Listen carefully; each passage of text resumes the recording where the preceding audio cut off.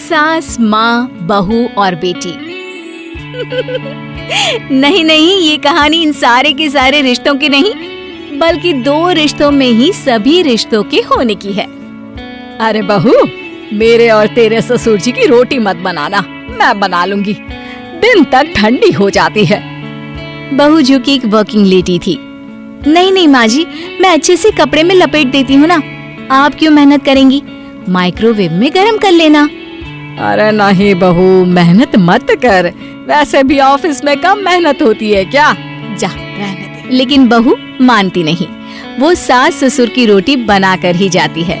दोपहर में खाने के वक्त ससुर जी कहते हैं, अरे बहू को रोटी बनाने के लिए क्यों मना कर दिया, क्या हो गया, ठंडा ही तो खाते आए हम लोग हमेशा से। अरे वो क्या है ना, सुबह ऑफिस जाती है, घर का सारा काम करने में वक्त लग जाता है, अरे थकती है वो अलग, तो मैंने सोचा बहाने से ही थोड़ा कम काम करवाऊं। ससुर मुस्कुरा रहे होते हैं। ये तो अच्छा है, बहू को समझना जरूरी है।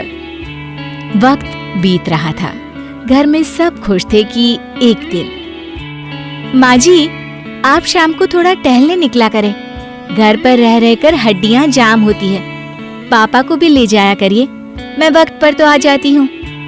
बहू ठीक 5 बजे ऑफिस से घर आ जाती है, फिर चाय नाश्ता बनाकर सास ससुर के साथ बैठती, उन लोगों को सारा दिन का हाल बताती। रात को पति घर आता है। क्या बात है बेटा, ऑफिस से आकर कभी हम लोगों के साथ भी बैठा कर। अरे माँ, दिन रात काम करके मन ही नहीं करता, अगले दिन की फिर तैयारी होती है, आप और पापा ही कमरे में आ जाओ।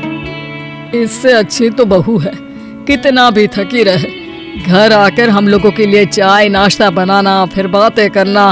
बहू ना होती तो हम बुढ़ा बुढ़िया तो बैठे ही रह जाते। सास और ससुर अब बहू के कहने पर शाम की सैर पर निकलने लगते हैं। सास की कई सहेलियां बनती है तो ससुर को भी कुछ बुजुर्ग लोगों का ग्रुप मिल जाता है। कैसा रहा सहेलियों के साथ शाम का वक्त? हम लोगों ने तो भाई खूब योगा किया। अरे हम लोगों को गप्पों से फुर्सत ही नहीं होती। वैसे मिसेस मल्होत्रा आज बहू के बारे में कुछ बोल रही थी। तभी वहाँ ऑफिस से बहू आ जाती है जो जींस और टॉप में होती है। क्या बात है माँ, क्या कह रही थी आपकी सहेली आपकी बहू के लिए? सास इस बार बहू को कुछ अलग तरीके से देखती है और उल्टा सवाल ही दाग देती है। क्या कह रही थी वो हटा, ये बता, तेरे ऑफिस में तो मर्द भी काम करते होंगे ना? बहू जो अब तक मजाक कर रही थी वो सीरियस हो जाती है। मर्द होंगे नहीं माँ जी, मर्द ही ज्यादा है, हम 5 ही लड़कियां हैं ऑफिस में। अरे तो अच्छा लगता है क्या ऐसे कपड़े पहनती हो? कल से तुम ना साड़ी पहनकर ऑफिस जाना, और हाँ, शाम का नाश्ता थोड़ा जल्दी बनाया करो, नाश्ता बनाकर बाद में ही ऑफिस के कपड़े चेंज करने जाना। बहू को समझ में नहीं आता कि सास को हो क्या क्या है, लेकिन वो कुछ नहीं कहती, सीधे किचन में जाकर चाय नाश्ता बनाती है और सास ससुर को दे देती है। अगले रोज बहू ऑफिस के लिए तैयार होती है तो खूब सुंदर सी साड़ी पहनती है और ऑफिस के लिए निकलने से पहले सास और ससुर के पैर छूती है और निकल जाती है। क्या बात है, आज मेधा के ऑफिस में लग रहा है कोई फंक्शन है। अच्छा, पता नहीं, मुझे तो बताया नहीं, वैसे तो सारी बात करती रहती है। अरे देखा नहीं कैसे साड़ी पहनकर जा रही थी? अरे वो तो मैंने ही बोला है उसे। अरे अच्छा लगता है क्या रोज रोज ऐसे सूट या जींस में जाना? बहू हो, बहू बनकर रहो, और आप भी ना मेधा मेधा मत किया करिए, बहू बोला करिए, सर पर चढ़ जाएगी तो दिक्कत हो जाएगी। सास अब बहू को बहू जैसा रखने लगती है, हर बात पर रोका टोकी, हर बात पर ताने। क्या बात है, आजकल लेट आ रही हो ऑफिस से? अरे चाय के लिए भी देर हो जाती है, हम लोग फिर पार्क में भी देर से पहुंचते हैं। सभी की बहुएं वक्त से चाय नाश्ता करा देती है अपने सास ससुर को, बस एक तू ही है जो उस वक्त ऑफिस से निकलती है। माँ जी, वो एक रास्ता पुलिस वालों ने न जाने क्यों बंद कर रखा है, जिसके कारण ट्रैफिक ज्यादा हो जाता है। मैं कोशिश करूंगी कल वक्त से पहले ही निकल जाऊं। ससुर देख रहे होते हैं कि बहू अब परेशान सी रहने लगी। एक रोज। मेधा, बेटी मेधा, जी पिताजी। बेटा देख जरा कौन सी टी शर्ट अच्छी लग रही है। वो क्या है ना, शाम को सब बदल बदल कर टी शर्ट पहनते हैं। मैं भी सोच रहा हूँ कि आज कुछ अच्छा सा पहन कर जाऊं। हाँ पिताजी, ये सही है। ये लाल वाली ना बहुत जचेगी आप पर।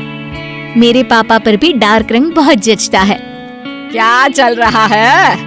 अरे ससुर के सामने घूंघट तो छोड़ो, ऊपर से रंग बताया जा रहा है टी शर्ट का। अरे बहू, कोई संस्कार दिए नहीं है क्या तेरी माँ ने? बहू इस बार बहुत निराश हो जाती है। वो वहाँ से तुरंत अपने कमरे में चली। अब बहू घर का सारा काम करती, ऑफिस जाती, लेकिन साड़ी और सर पर पल्ला लेकर। एक बार पड़ोसन उनके घर आती है। वाह सुमित्रा बहन, बहू का तो रूप ही बदल दिया। ठीक किया, बहू बहू जैसी ही अच्छी लगती है। अच्छा चलती हूँ मैं। पड़ोसन के जाने के बाद सास बड़ी अकड़ के साथ कहती है, देखा मेरा कमाल, कैसे मैंने मेधा बहू को कंट्रोल में कर लिया। अब बारी ससुर के बोलने की थी। हाँ सुमित्रा, बिल्कुल ये काम तो किया है तुमने, लेकिन कभी सोचा क्या खो दिया? क्या खो दिया? मैंने तो कुछ नहीं खोया जी। खोया है। पहले बहू जब ऑफिस जाती तुम्हारे पैर छूकर तुम्हें गले लगाती, लेकिन अब सिर्फ पैर छूती है। हाँ जी, ये बात तो आप ठीक बोल रहे हैं। पहले घंटों हम लोगों से बात करती, कमरे में ना जाती, ऑफिस से आते ही खुद की चाय, खाना, नाश्ता सब हम लोगों के साथ करती, सारी बात बताती। लेकिन क्या तुम्हें पता है, बहू की तबीयत खराब चल रही है, वो माँ बनने वाली है। ये बात मुझे बेटे ने बताई कि तुम्हें बता दूं। अब सास की आंख में आंसू थे। वो समझ गई थी कि लोगों के कहने में आकर उसने। शाम को बहू घर आती है तो माँ किचन में पकोड़े तल रही होती है। अरे माँ जी, आप रहने दीजिए ना, मैं आ तो रही थी। अरे नहीं, जा तू चेंज कर ले, मैं नाश्ता और चाय टेबल पर ही लगा रही हूँ मेधा। सास के मुंह से अपना नाम सुनकर बहू को बहुत अच्छा लगता है। माँ जी, कोई गलती हो गई है क्या? मेरे होते हुए आप काम करे, ये ठीक नहीं है। संस्कारी और समझदार बहू सास को माँ समझती है, लेकिन सास की बेवकूफी उसे सास ही बनाकर रखती है।